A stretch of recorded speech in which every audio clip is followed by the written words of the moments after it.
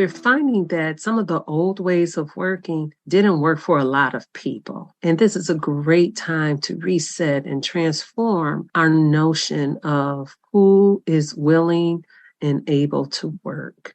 Welcome to Voices from the Valley, a podcast of the Community Foundation for the Fox Valley region. I'm Amy Spreeman. And I'm Carolyn Desrosiers. The voice you just heard was Dr. Sabrina Robbins talking about the Fox Valley's changing workforce and some new initiatives in the works to make sure we're building and retaining a thriving and diverse workforce. Dr. Robbins is going to share an exciting resource, a new program called New Boost Hidden Talent, coming up a little later in the episode. That's right, Carolyn. We've got several guests today who will share great insights on everything from how we're trying to attract new talent to our area to efforts to entice graduates to stick around and not be in a hurry to look outside of our community.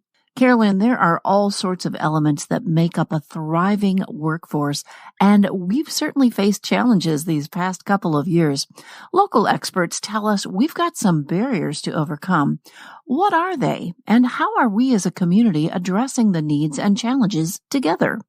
You know, we keep hearing about the competition for talent, which has a lot to do with Wisconsin's historically low unemployment rate and our higher than national average labor force participation rate. But in the Fox Valley, the demographics of our area are changing, and not everyone who wants to work is able to access the jobs we know are open right now. According to the most recent LIFE study, LIFE being an acronym for Leading Indicators for Excellence, the proportion of minority populations in Calumet, Outagamie, and Winnebago counties grew between 2.5 and 3.5 percentage points in the last 10 years. But diversity and our demographic shifts extend beyond race. Yes, that same LIFE study shows that the proportion of older adults in our region is growing as well. So what does that mean in terms of the makeup of our workforce? We start today with a little HR, human resources, and turn to one of our partners at the Community Foundation, Tricia Perkins, Senior Strategic HR Advisor for Lake Effect Human Resources and Law. Here's what she had to say.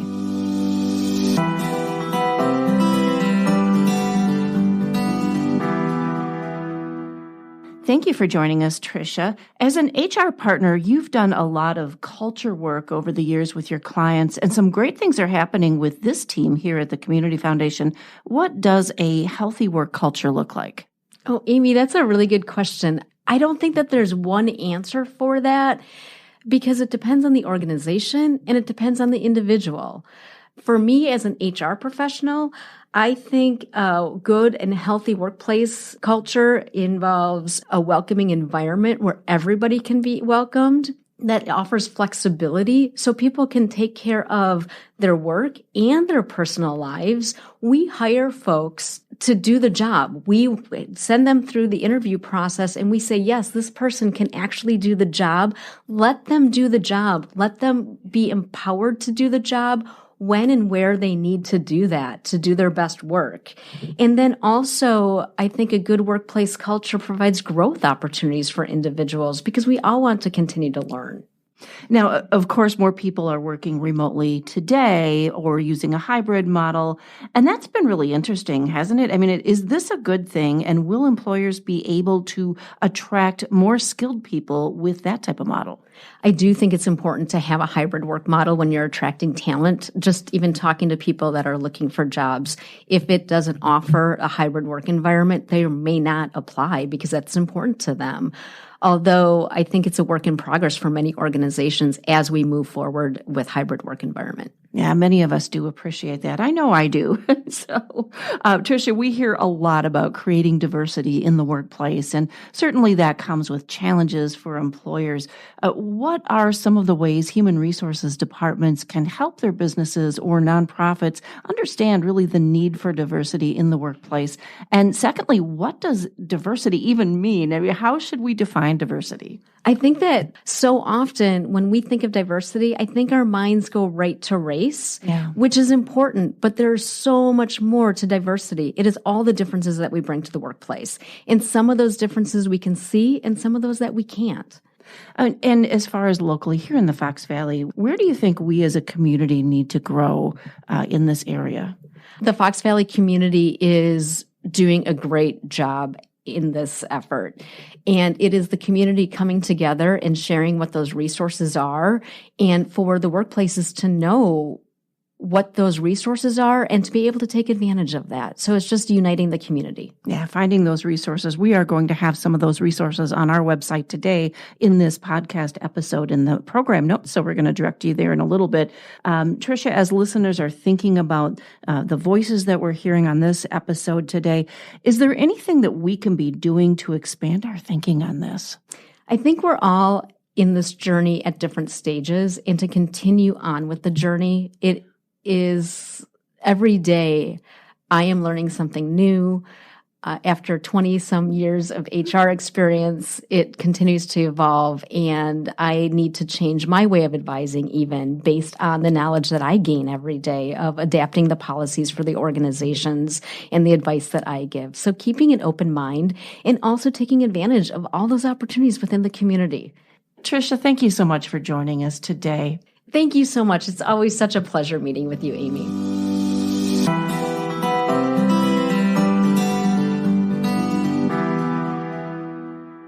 Next, we had a chance to hear from Becky Bartosik, President and CEO of the Fox Cities Chamber of Commerce, about the Chamber's role in partnering with local organizations to expand talent and diversity. Listeners, if you didn't know, the Chamber offers more than a half dozen programs and events to respond to our local workforce needs, so we'll include those in our program notes for you for this episode. Here's what Becky had to say.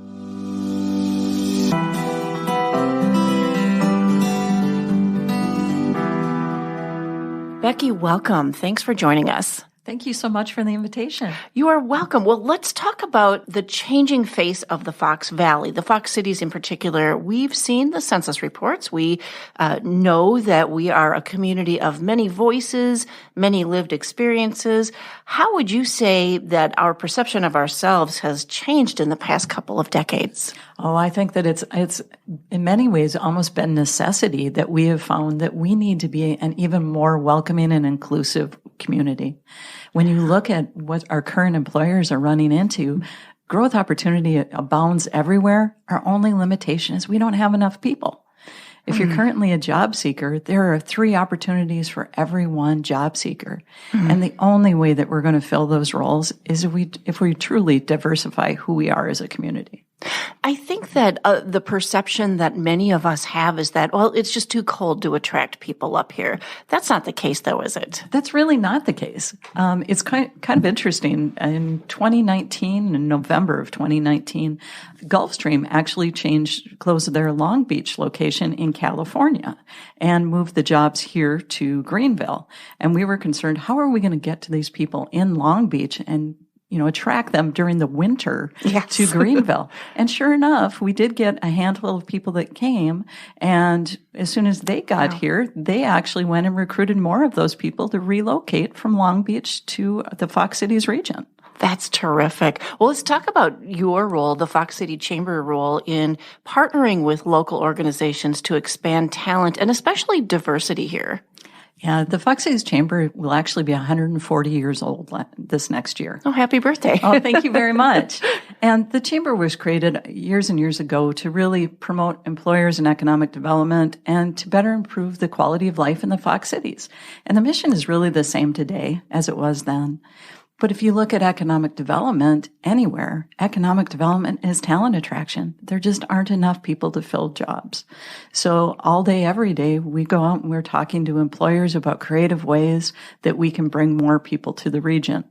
And what we're finding is that the next generation isn't necessarily looking for a job that determines where they live. They know they can get a job anywhere. They're really looking for quality of life. So we actually created a program in 2019 that's called Fox Cities Days. And it's a program where we actually take employers to the heart of campuses in kind of all over the state of Wisconsin and Michigan and surrounding states. And when we take over the heart of that campus, we talk to all of those students not about a specific job here in the Fox Cities, but all of the reasons why they would want to live in the Fox Cities. And it's been interesting because we will have organizations that normally would compete for talent standing next to each other, talking to students about all the reasons why you would want to live here in the Fox Cities region. Now, speaking of students, I know that you work a lot with students who are already here, those high school students who are looking at their futures and, where are they going to land? How do you help them understand that maybe they should just stay in their own backyard? Well, and that is a real challenge for us to keep our best and brightest here in the region. One of the biggest programs that we have is our career fair. So if you can imagine, we had 3,200 students come in from 17 different municipalities or different regions, and they met with about 90 of our local employers. And it was held at the Expo Center. So just envision this. When you come down the escalators, we first had a speaker there who taught them all about soft skills. She specifically focused in on body language and knowing that they were about to open those doors and talk to employers for the very first time in their lives. And a lot of those students were 8th graders, so it truly was the first time they talked to any of these people. And they learned about where your phone should be or shouldn't be, and they learned about, really the impression that your hands give and how animated you are or not animated you are. And then they stepped into one of 3 zones. We actually have 3 different zones based on manufacturing, service, as well as continuing education zones. And, they had the opportunity to learn about all the reasons why they can stay here locally. In Zone 1, there was a Pierce fire engine. And, if they went and they talked to Pierce, for example, they found out that Pierce actually offers $10,000 a year in education credits for any degree that you want to go to. And they went from employer to employer and found out all of these great opportunities that are right here in the Fox Cities, that if we don't take the time and really introduce them, we may lose those people. We may lose that future workforce and future leaders to other areas who are sending that message. There's a lot of collaboration here among different nonprofit organizations, especially here in the Fox Cities. And I know that there are conferences and convenings that are happening. Can you share a little bit about those?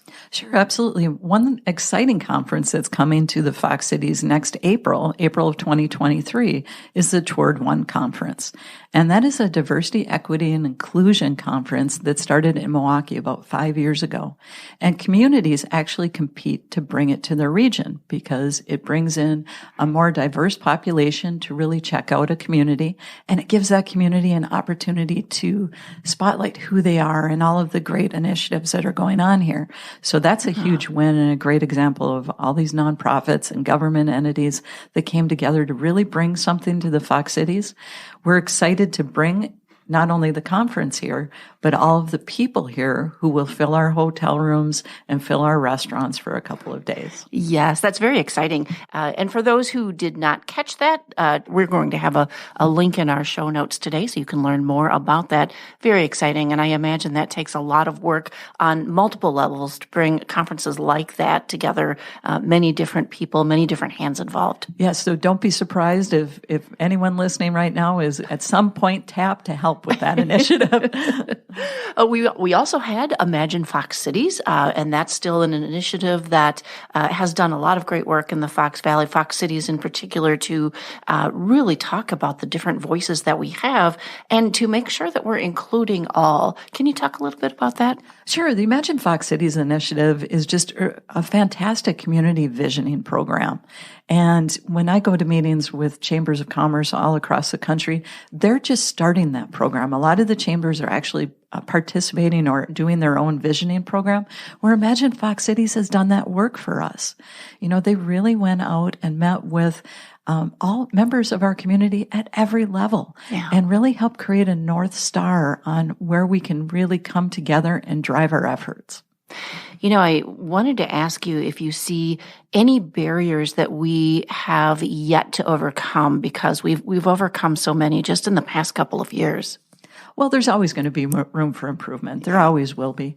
Some of the challenges that we have in the region can't be overcome. When you're living in Kentucky and you're looking at Wisconsin, you do look at the weather. Yes. And there's nothing we can do about that. But there are some challenges that we need to focus on. We had an economic development person or an economist here last week, and he he put it really very bluntly to us. He goes, you can't do anything about the cold sometimes. He said, but try to keep the taxes as in check as you possibly can. Keep quality of life as wonderful as it is. I mean, you look at the Fox Cities, people move here because we really have the safety of a small community and the amenities of a larger community. So there's always going to be barriers. We could always do better as far as being welcoming.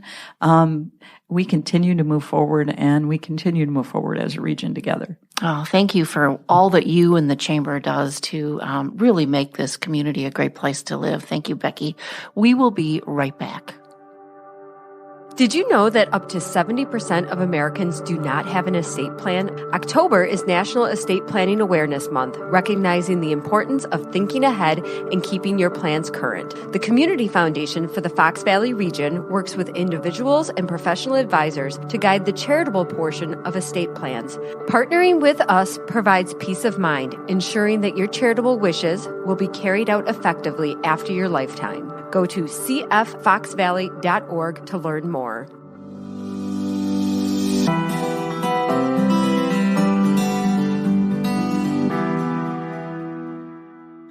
We also met up with Mary Shills, Human Resources Instructor and Department Chair at Fox Valley Technical College, to learn about even more exciting opportunities for bringing talent and diversity to our communities here in the Fox Valley. Mary, thanks so much for joining us. How do you see here in the Fox Valley our current state as far as, work and life landscape, and where do we need to grow to not only recruit but help retain workers who've come up kind of through our educational system? Well, one of the many things that COVID did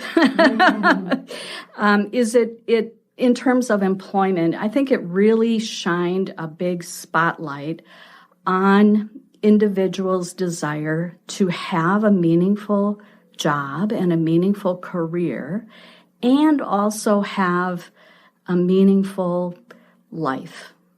And that those two things don't need to be mutually exclusive, should never have needed to be mutually exclusive, in my opinion. Our employers are really challenged with thinking in new ways.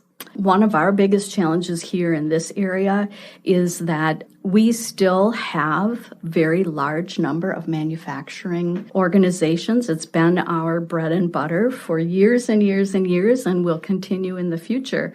And so while remote work has been possible for so many people, I think it continues to be very challenging for our manufacturing organizations to find schedules and structures which may not allow for remote work, but would allow for more flexible work schedules. So I see that as a real challenge for many of our organizations in the area. Employers would be well served to take some time and really get to know who their employees are at an individual level. Because when you begin to look at the demographics of who your employees are, you have an opportunity, an organization has an opportunity to support those individuals and keep them in ways that they may not have considered before. We have come to learn, and the research shows that people feel a real desire and a real human need to feel respected and valued. And sometimes in the busyness of what our day-to-day responsibilities are, we don't always, as leaders, take the time to truly and genuinely get to know our workers as the individuals that they are. That takes time. And we all know that right now we're doing more with less people and all sorts of things. And so to really have a genuine and intentional commitment takes time. But it's time that's important.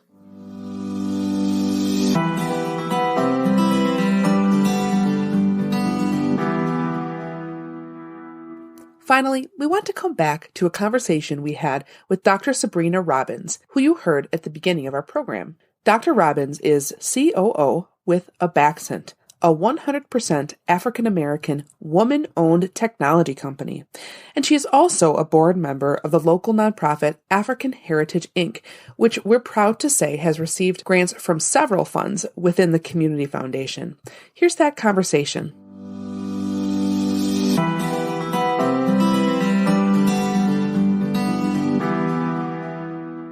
Welcome, Dr. Robbins, to the podcast. Thank you so much for joining us. Thank you for having me. I'm really excited to be here with you today. Yeah, we are too. Dr. Robbins, we hear employers talk about the shortage of workers today. Do you think there is a shortage of workers? No, I absolutely do not believe there's a shortage of workers. There's a shortage of that traditional worker, the 20-year-old white male worker. But that's different than saying a shortage of workers.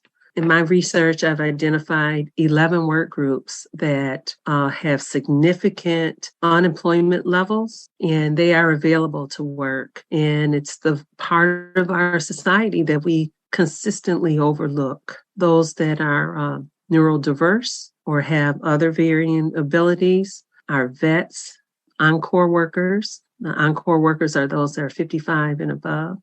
Our youth unemployment is astronomical. So that's 16 to 24. And what the surveys show is that for some groups, particularly those people of color, Black and Hispanic and Native American in particular, that if we don't get those community members working, then it will lead to a lifetime of cyclical and generational poverty. That if you don't get the opportunity to establish a good work ethic as a teenager, you're likely to have a lot of jobs, low-paying jobs, or just significant absences from the workforce.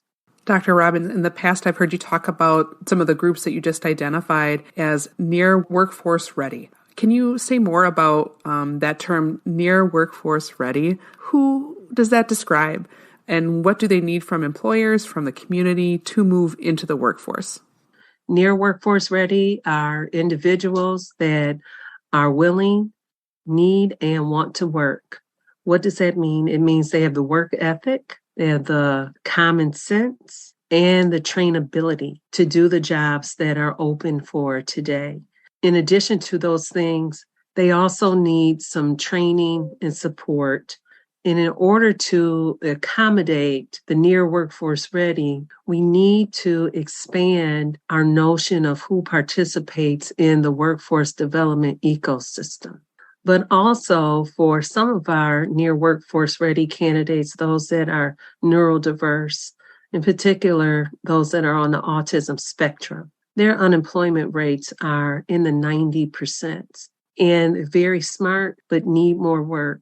But the workforce development ecosystem should accommodate and let parents assist. And it's very easy to accommodate within the hiring process. It gives us more information on what we could do to support. And it has helped to make successful engagements. We have to expand the support systems that are needed. The role of grandmothers and the role of churches and other parts that ordinarily is not part of that workforce development community, there's a need now.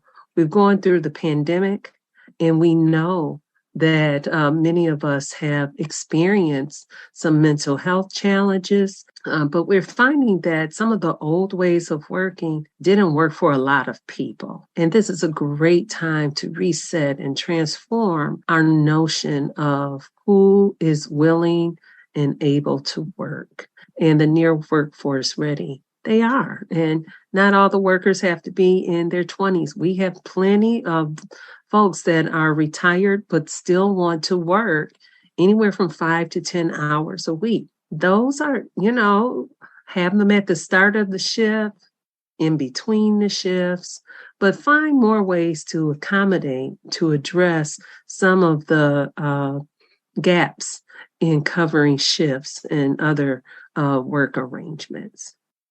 Yeah, it's exciting to see some of these changes coming to the Fox Valley. And I'd love to get your take on what you view as the critical challenges and some opportunities to really achieving a thriving and diverse, inclusive workforce here in Northeast Wisconsin. One, I want to say it's a great place to live. It's a great place to work. It's a great place to raise families. But it is also a region that is in need of a great change in mindset.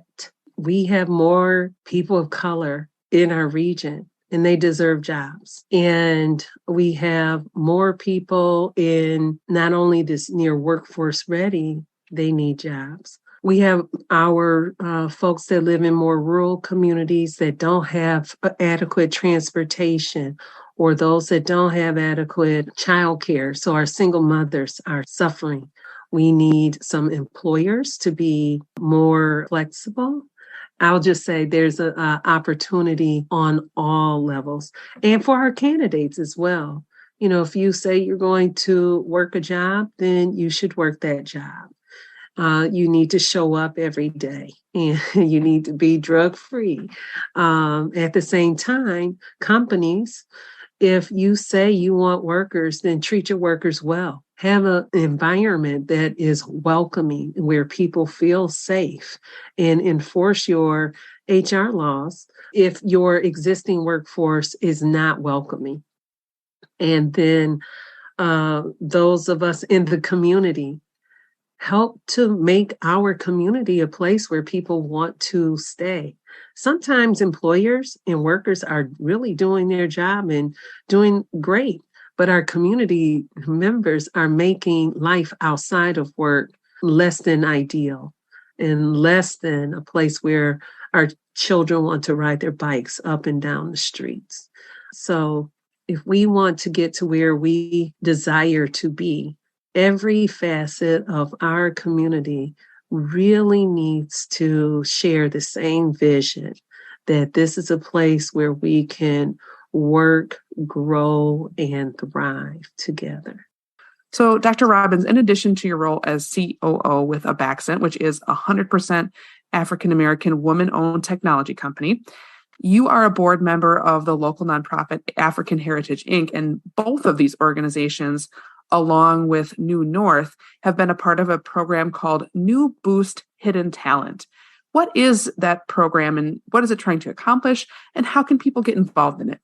New Boost Hidden Talent is a solution that we're putting in place to make basic computer training more accessible to the Black and Hispanic community, and then others that fall within that need. What we're finding out, we talked earlier about this labor shortage, and we found that, sure enough, we have a lot of folks that would like to have these entry-level manufacturing and construction and other types of positions, but they don't know that the jobs are open, nor do they know how to apply for them, because most of the time they're getting the information on the phone, and you can't apply for jobs on the phone. Again, when you look at unemployment rates and who has the highest level of unemployment in our region, it is African Americans and Hispanics, hands down. So this digital literacy is a response to say, why don't we try to engage with these communities in a way that's more authentic and culturally relevant? So the current recruiting models of waiting to people to come to you. For this, you need a more grassroots and relational aspect to go and get this target community, because not only are we looking for those who are Black and Hispanic, but within those communities, we're diving into that near workforce ready. So the near workforce ready must and necessitates a different type of recruiting and engagement model. On the professional side, you hear people talking about Indeed and ZipRecruiter, and they have all of these data analytics, and that's wonderful for professional level jobs. But that's not how you recruit for the near workforce ready category part, or what we're calling hidden talent. Hidden talent are those that have slipped through the gaps, but they still want to work, but they do not have the traditional linkages to the more established parts of our communities. And so it's a way of going to where they are. So what we seek to do is work with churches, work with community organizations, the cultural organizations such as Casa Hispana, African Heritage along with New North, Microsoft, Bay Area Workforce Development are engaged in this work to reduce barriers and increase access to basic computer training, which we're calling digital literacy, for the purpose of getting people access to these jobs, getting them access to more trainings or certifications and badges. They can have access to the 2-year colleges. So the digital literacy training is a pathway to more choices. They can continue their education, they can get jobs, or just go the certifications. And the key is that they're not hidden anymore. And it's funny to call a whole community hidden when they actually weren't hidden. They were overlooked. I'm very excited about the Boost program that we are implementing here. So Boost stands for Building Opportunities for Overlooked Sustainable Talent. The overlooked sustainable talent refers to a local and regional pipeline. Some of our employers are going to other countries or other parts of the United States and then bringing workers into Northeast Wisconsin when we have the talent right here. So if we consider those that are rural and those that are overlooked and hidden, we have enough talent for our needs right here in Northeast Wisconsin. And getting back to the digital literacy, this is starting off as a pilot, but this is going to be a sustainable initiative that will continue. We're very happy to know that several of our literacy councils and volunteers from the rural community will also participate in this initiative as well. Again, it's a way of connecting people, knowing about opportunities, and making sure that they too can participate and be able to get that next meaningful step in their employment and work career development plans. Well, it sure is really exciting to hear about how you're taking this new Boost Hidden Talent, taking it to where the people are with what the people need. And that's really exciting to see. And we're going to have some links on our show notes for this episode where listeners, you can go and check this out. Dr. Robbins, thank you so much for joining us today. Thank you.